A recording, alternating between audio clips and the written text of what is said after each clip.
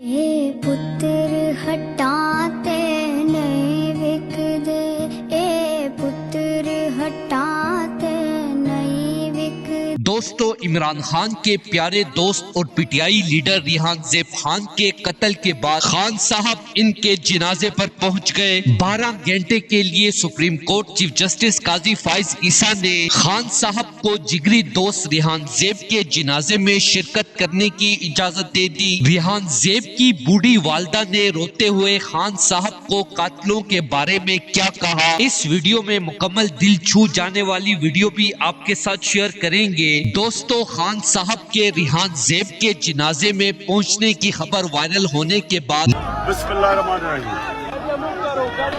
سارے جدھر بھی پاکستانی یہ دیکھ رہے ہیں کہ سپریم کورٹ نے فیصلہ کر دیا ہے کہ اب اس لیے میں سارے پاکستانیوں کو آج کہہ رہا ہوں، پاکستانیت سے آپ ہمیں نہیں نکال سکتے، اور یہ ہمارے باپ دادا کا ملک ہے۔ اور یہ بھی بدقسمتی ہے، آپ نے اگر الیکشن ڈیلے کرنا ہے تو یہ پختونوں کا خون بہانا کیا لازمی تھا؟